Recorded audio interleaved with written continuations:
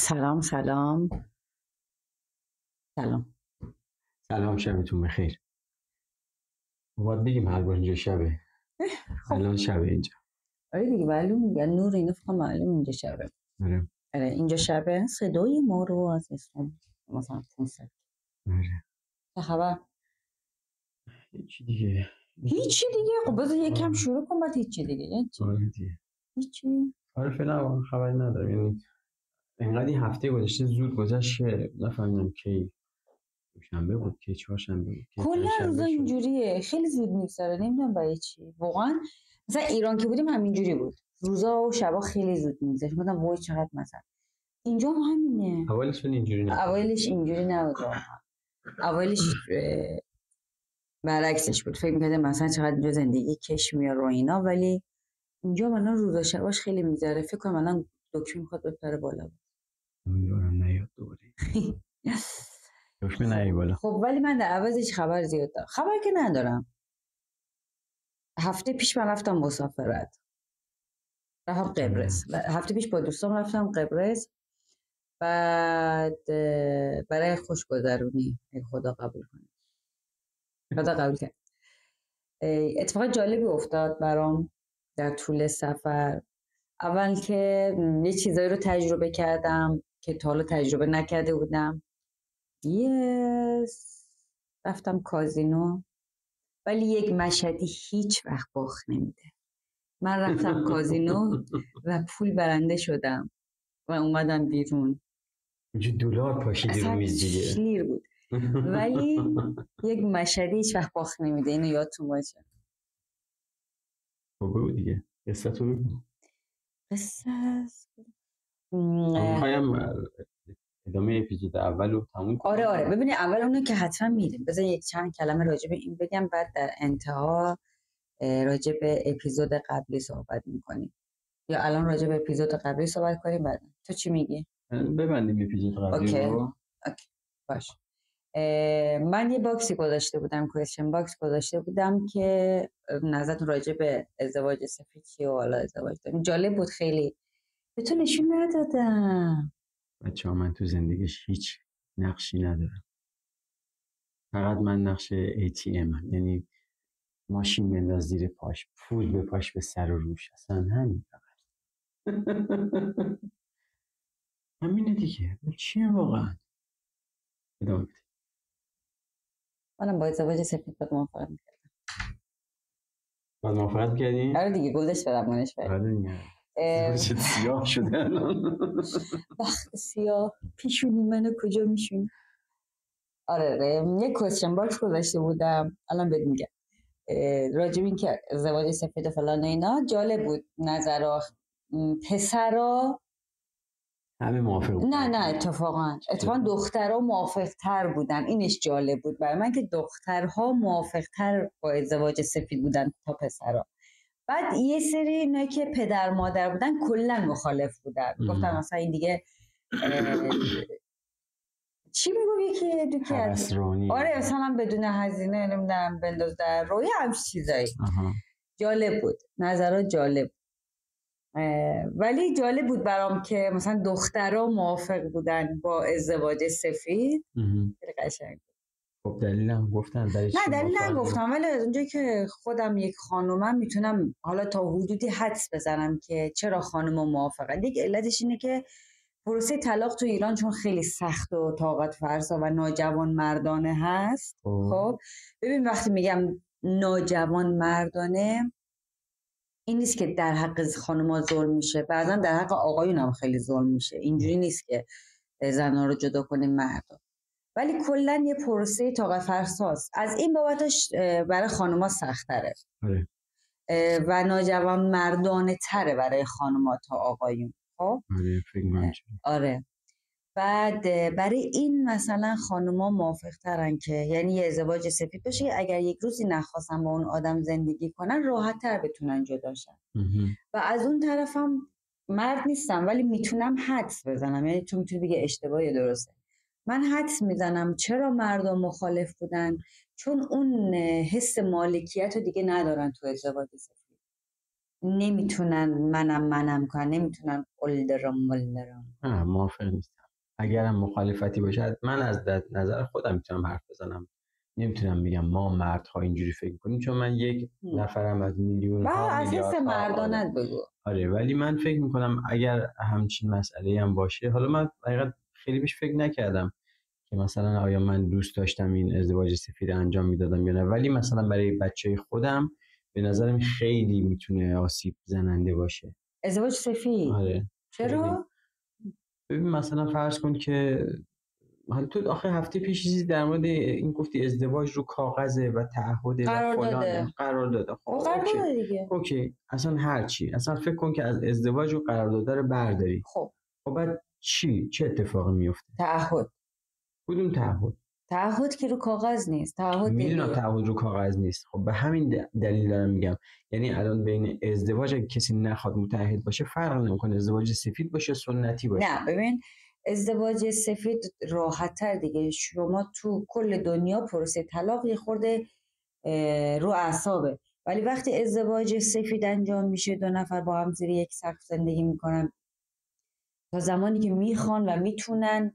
حالا یه وقت دو تایی نمیخوان، یک وقت میبینی یک طرف نمیخواد، به راحتی میتونن از هم جداشن دیگه، که درگیر پروسه ها نمیشن. آقا اصلا جدا شدن، اوکی میخوان جدا بشن از هم. من میگم مثلا فرض کن که چند تا حالت داریم دیگه توی طلاق، مرد و زن هر دو موافقن که از هم جدا بشن.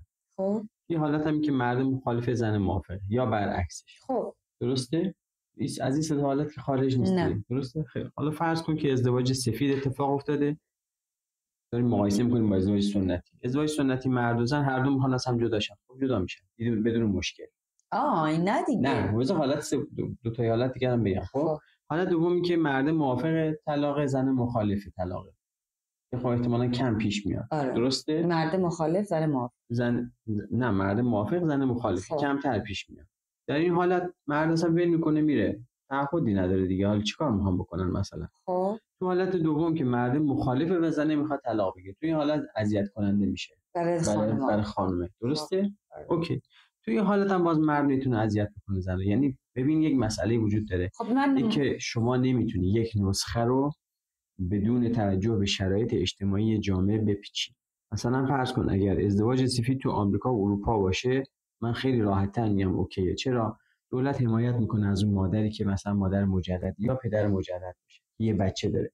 یعنی اون نگران رشد بچه‌ش نیست، نگران مدرسه بچه‌ش نیست، نگران کودکستان بچه‌ش نیست، نگران خورد و خوراک بچه‌ش موقعی که سر کار نیست. ولی تو ایران این امکان پذیر نیست به این راحتی. الان فرض کنید ازدواج سفید اتفاق افتاده، دختر پسری با هم رفتن زیر سقف دارن ازدواج دارن زندگی میکنن و یه بچه‌ای به وجود میاد. و بعد حالا اونم هم جدا شن. خب این مادر چه بخواد چه نخواد بچه وصله بهش، پدر چه بخواد چه نخواد بچه بهش وصله. اگرم هر دو بخوان که بگن ما بچه رو نمیخوایم، که خب یعنی یه موجودی رو اضافه کردی به جامعه که کسی بر سرنوشتش نمیتونه تصمیم بگیره. نه ببین درست میگی، یا کاملا باهات موافقم، ولی منظور من اینه که بیایم از قانونیات ول کن. من میگم راجع به 2 نفر احساسی و اجتماعی حرف میزنیم. درسته هر کدومش داستانای خودشو داره، یعنی هیچ چیز 100% که وجود نداره. چه اون ازدواج قراردادی هم فرق نمیکنه، مرد میتونه زنه رو اذیت کنه، بچه‌شو بگیره فلان، یا برعکسش. یعنی داد و آه و نفرین تو همش هست. دقیقاً حرفم اینه که فرقی نمیکنه که تو ازدواج سفید، منظورم ببین به شرایط جامعه دارم میگم نگاه کنید. توی ایران هر شما بی‌انصافترین آدم هم اگر باشی، وقتی به مسئله طلاق میرسه میدونی که زنها در فشار بیشتری قرار میگیرن. خب برای این دارم میگم که ازدواج سفید یا ازدواج سنتی یا هر نوع ازدواجی رو تو بخوای در نظر بگیری در کل دنیا یک شکل داره. به ایران که میرسه، به ایران منظورم جامعه‌های سنتی مثل ایران، افغانستان یا کشور دیگه که من ندیدم نمیدونم، ولی افغانستان خب تا حدودی خبر دارم. به ایران افغانستان که میشه شکلش فرق میکنه. اصلا تو نمیتونی مثلا ازدواج سفید اون فرمتی که توی امریکا و اروپا داره اتفاق میفته بیاری تو ایران اجرا کنی. خب حالا من یه چیز بگم، فراموش نکن که همه چی تو ایران عوض شده. این دیدی که تو داری عوض شده، منظورم بین جوونا عوض شده. اون سنتیش و اون قوانین جای خودشه. جوونا عوض شدن، شرایطشون عوض شده و پذیراترن.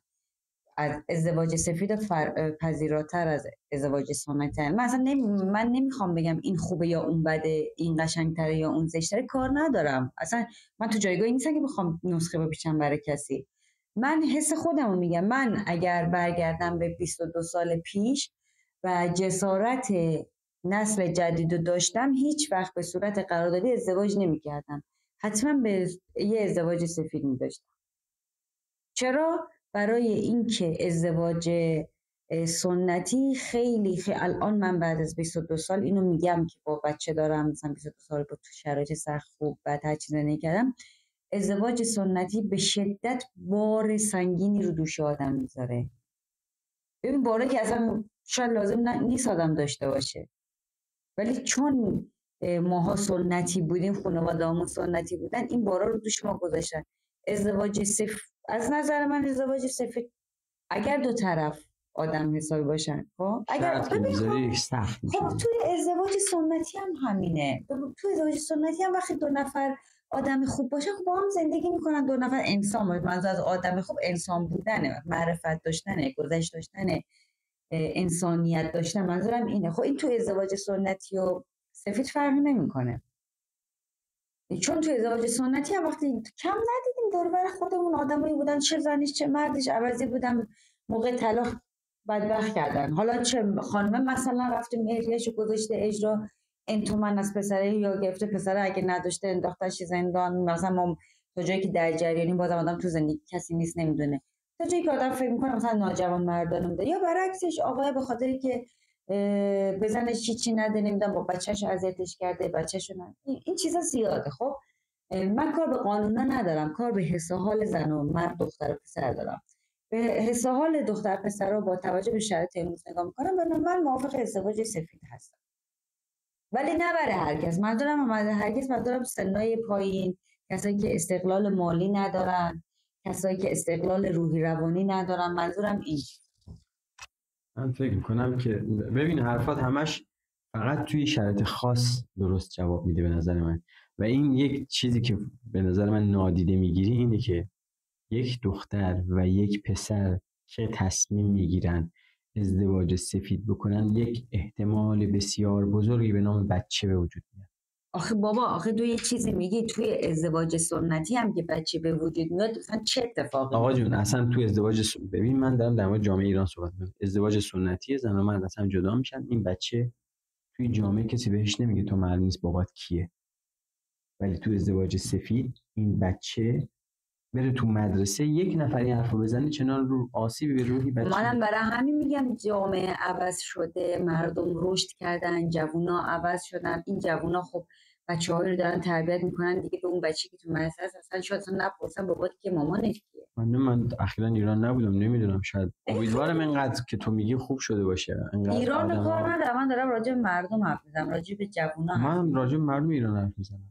جوونا به همشون نیستن، ان شاءالله رو به رشد بهتر میشه، ولی این پذیراش به نظر جوونا خوبه اینو تجربه کنن. من بودم تجربه میکردم، یعنی اگه گفتم من اگه جسارتشو داشتم، اون موقع شرایطشو داشتم، حالا جسارت یک بخشی از من خانواده‌ام هست، اون موقع خانواده اصلا این چیزا رو قبول نمی‌کردن، ولی الان مثلا داشتن دوست دختر یا دوست پسر خیلی چیز طبیعی شده تو ایران، برای حداقل 70% مردم خیلی طبیعی شده. قبلا اصلا اگه داریم. بله این بود. حالا در نهایت هم که واقعا ازدواج بستگی به آدمش داره، چه سفیدش چه سنتیش، کاملا بستگی به اون آدمایی داره که با هم وارد رابطه میشن. اینجوری دیگه، نه؟ آره دیگه. دو تا پایه اصلی ازدواج زن و مردن. آره دیگه، واقعا اگه آدم حسابی باشن بچه هم که به دنیا بیارن پای بچه هستن، آدم حسابی هم نباشن اگه ازدواج سنتی کنن بازم پای بچه‌شون هستن. زیادم دیدیم از این چیزا که اتفاق افتاده. درست. حالا بذار یه چیز جالب بگم راجع به سفر کردم. بگو. دوباره بگم رفتم کازینو با مارکرم بردم مشهد جا پاخ نمیده. من رفتم اونجا، کشور خوبیه برای سفر، جای قشنگیه.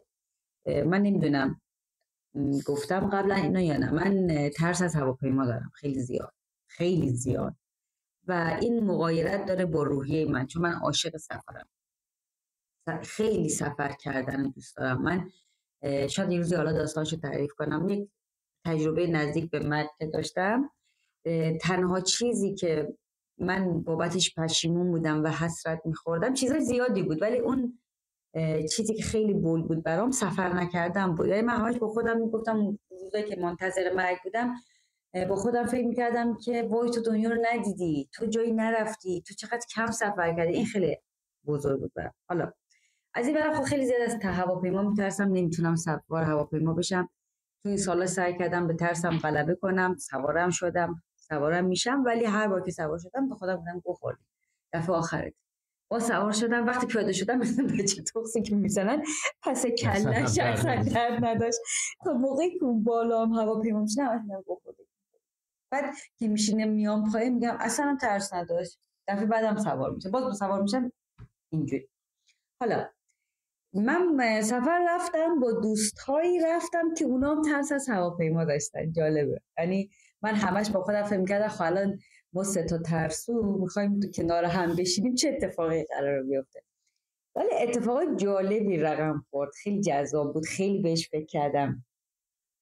اینکه آدما چقدر میتونن نسبت به همدیگه محبت داشته باشن. ما انسانا را واقعا اگر به حال خودمون بذارن این سیاستمدارا، ما واقعا بلدیم با هم چیکار کنیم.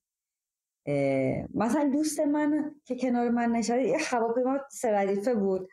اول که دوستم فرزاد گفت من صندلیم آخر بود، جدا از اینا بودم، گفت من میرم آخر میشینم، تو بیا جلو بشین که نترسید. در صورتی که خودش از صندلی آخر میترسید، ولی این کارو به خاطر من کرد.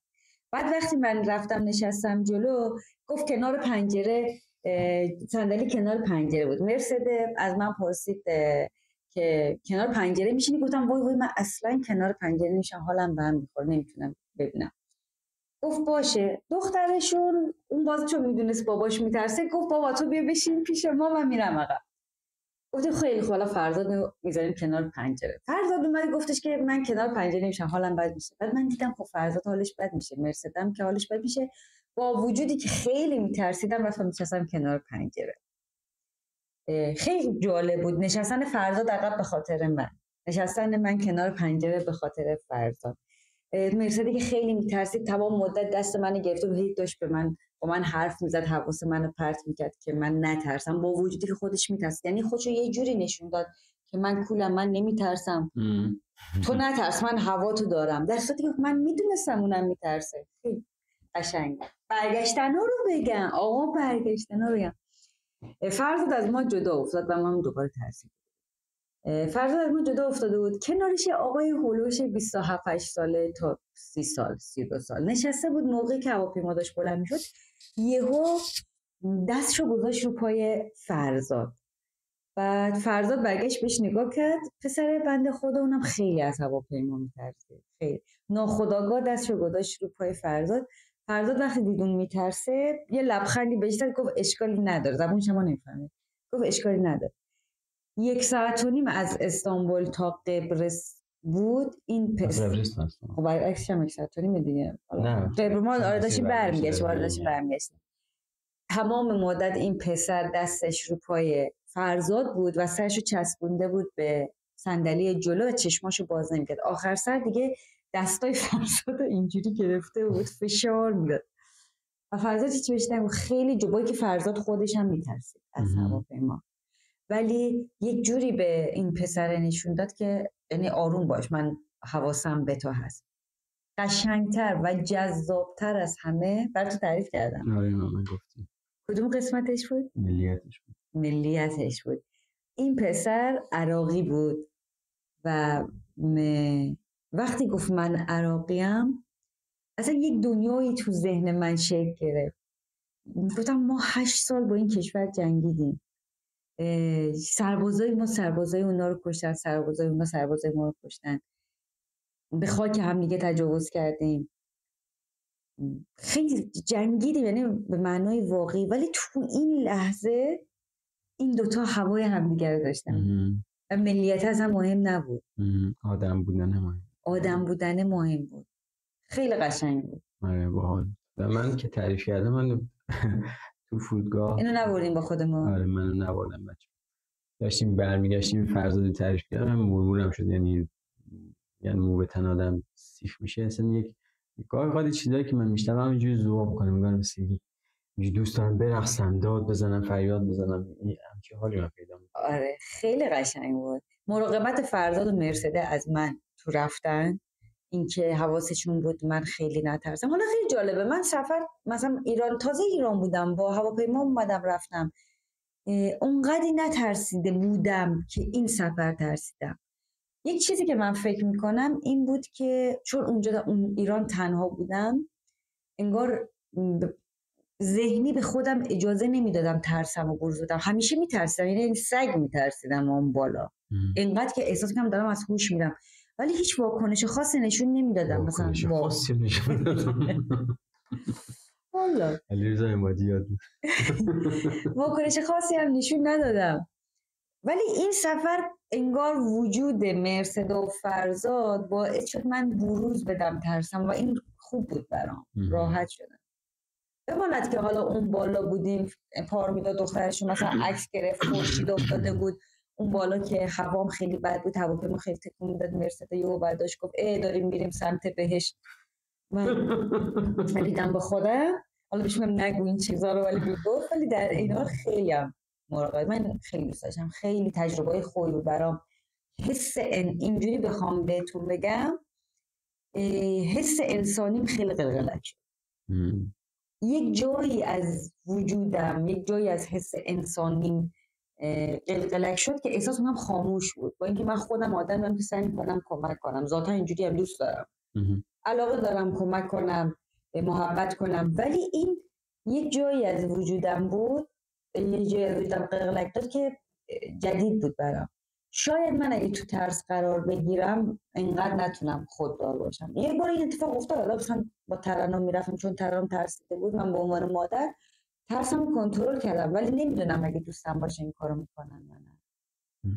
خیلی جذاب. فرزاد کلا آدم حمایتگریه. آره فرزاد مرسده جفتشون خیلی آدمای حمایتگری و خیلی خیلی باشون خوش گذشت. بعد رفتیم فسق وجود ترکوندیم، خوشحال شدیم. بله خوش باشین ان شاءالله، بهتون آره. خوش بگذره همیشه. ما هم فرصت کردیم ببریم، ما همون گوشه کنار میشینیم، شما میشینید تو بچه داری میکنی، بله شما میشینید تو خونه کار کنی، پول نیاری، اگه این کار نکنه من چجوری برم مسافر؟ بچه‌ها ویدیوی قبلی اولش گفت کوزت مرخصی گرفته. خب حالا کی کوزت، من یا تو؟ کوزت که منم. آها کوزت من حالا 4 روز که نبودم که 2 روز غذا درست کردی، 2 روز از کجا میده بابا؟ بیرون غذا گرفتی، برو ازش بپرس. حالا 2 روز غذا درست کردی؟ 2 روز نه. والا اگه شما تجربه مشابهی دادین از اینکه تو شرایطی قرار گرفتین که آدما یک تاسی رو براتون تاس انداختنی یا آس رو کردن، آره یه چیزی رو میکنه برات، یه آسی رو میکنن، به این جذابی به ما بگین. برای من خیلی جذاب بود. مرسد فرزاد ماچ به کلتون، دوستتون دارم، خیلی خوبین. ماچ به کله تو. حالا بریم آقا، بریم. این چیزی میخواست راستی یه چیزی، حالا من فیلم گرفتم میذارم، یه چیز جذاب دیگه براتون بگم.